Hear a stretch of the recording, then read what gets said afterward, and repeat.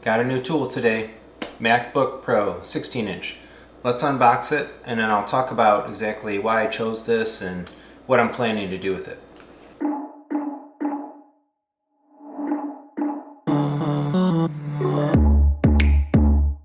So the new MacBook Pros landed today, the ones announced about a week or so ago, 14-inch and 16-inch.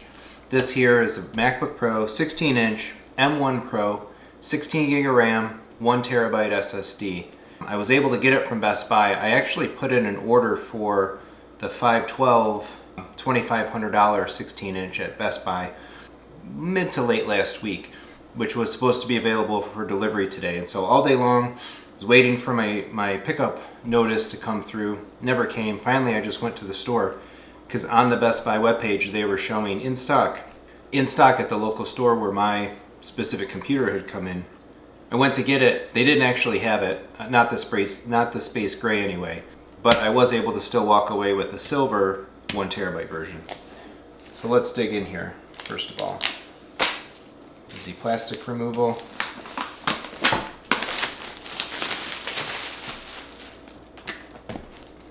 Usual nice Apple box and packaging.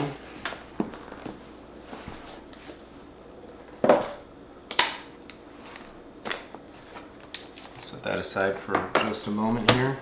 We've got the standard paperwork. I can actually get it out of here. MacBook Pro documentation. More documentation. Black stickers. And that's it. Little cardboard spacer in there. We have the big 140 watt charger, 16-inch of course, with the bigger battery. And capable of that high power mode.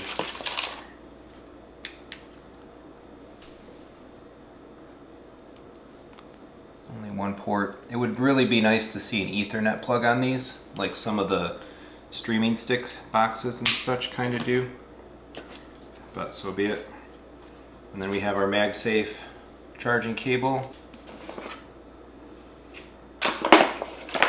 And in a nice departure, this is a much higher quality cable. It's actually braided. I've really started to like braided cables. I bought a couple of braided cables for home theater stuff recently. The optical cable, the 40-footer that I ran from behind my TV down to my equipment rack, was braided, and they have a better feel to them, a better texture. They wind and wrap and so on better. So that's it. Pretty minimal stuff in the box. So let's take this off. Take a look at the main event. Get an idea of size. 4.7 pounds, I believe this is. 4.8 if you get the M1 Max. This again is an M1 Pro. MacBook Pro engraved into the bottom, textured in there. I really like the look of this thing. I like how it's squared off. It makes better use of the real estate. And of course they were able to pack so much stuff in here. So I recently made my video where I was comparing the M1 Mac Mini that's been available for a while now with the Intel NUC that I've used kind of off and on for the last year and a half, almost two-ish years. Basically stating that I kind of preferred working with the Mac Mini. So I work on my computer all day long during the day using a simultaneous number of windows to do web, email, Office, Outlook, OneNote, OneDrive, Microsoft Teams, and a ton of video conferencing, running all of that stuff at the same time. And then of course doing the YouTube channel, we're talking about content writing, editing, rendering, and that sort of stuff. And I found the M1 Mini was really great. Although I found that the 8 gig 256 kind of base model was a little constrained, was a little limiting. Even though out of my last comparison, I really want to move over to Mac.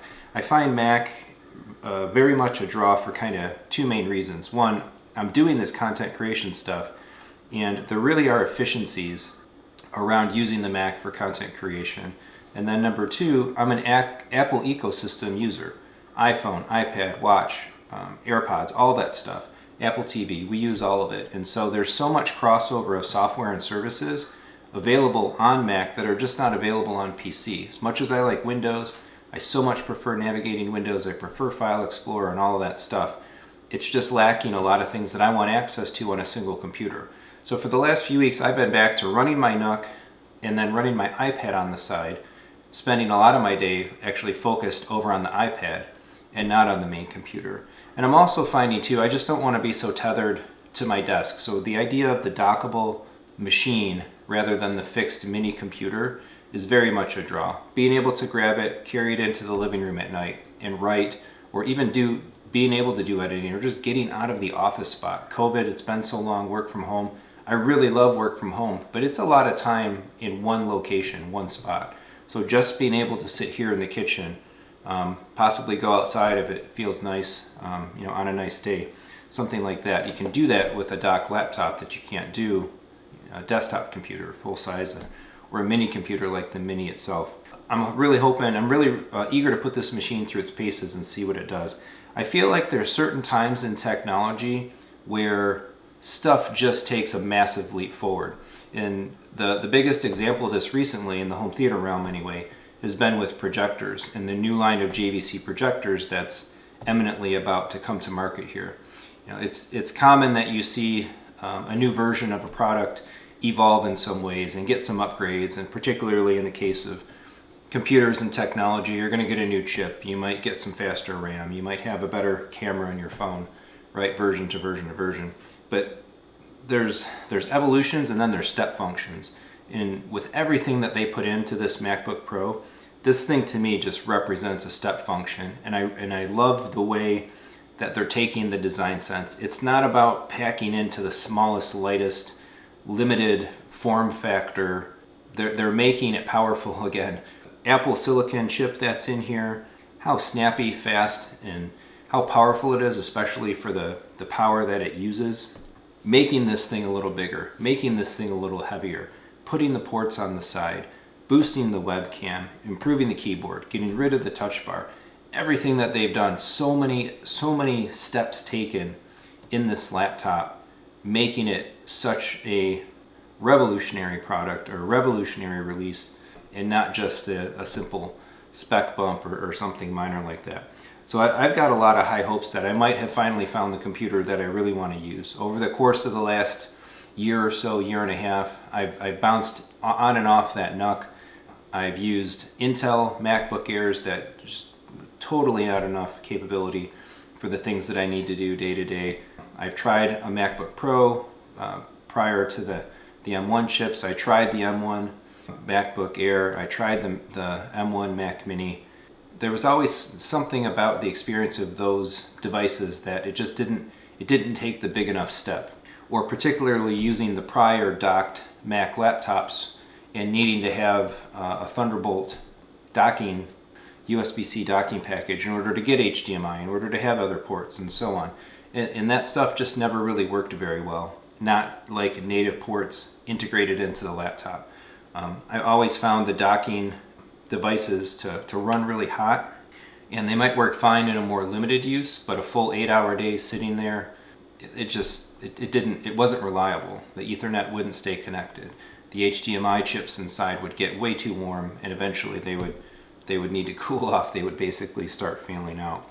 So with this thing, I can sit down at my desk, I can plug in an HDMI, I can plug in power, I can plug my headphones in right here instead of way underneath my monitor behind the machine on the Mac Mini.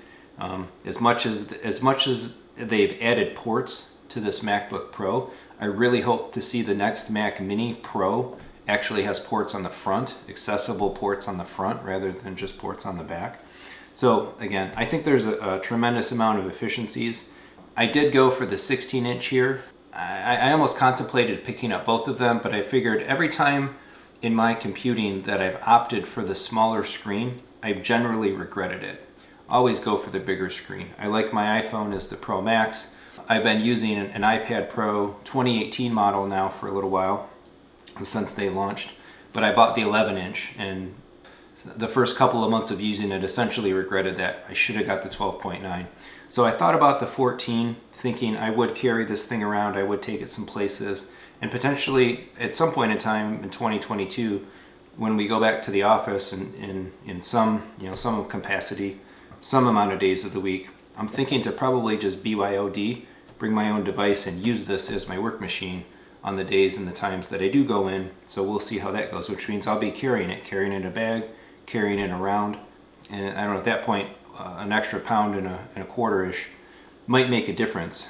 As mentioned, when I've always opted for the smaller device, in the long run, I find I generally regret it. So in this case, I went the other way. 16-inch first, and we'll see if I find it too big, if it's too much at my desk, if it's too much to carry around the house, too much to put into a bag. We'll see. Maybe 16 inches is too much for me to handle. But looking at it here, I mean, it feels hefty. There's definitely more to it than the 13-inch MacBook Airs and MacBook Pros that I've tinkered with and tried to switch over to over the last year. But this is going to be, I think, really exciting, and I hope this might be my final one. So I'll be setting up the full gamut of software on it. Again, a lot of Microsoft types of things, email, Outlook, all of the Apple services and such that I use. I'll probably be putting a Windows 11 on ARM VM on here, hoping that that stays supported by Microsoft, because there is still a couple things in Windows that I still do need access to. The home automation software that I use here for my Control 4 system has to be programmed in Windows, and a couple of other things that I might like to do in Windows as well. Parallel supports it, and right now it's installable with Microsoft's Windows 11 downloads, so I hope that stays supported and that sticks around.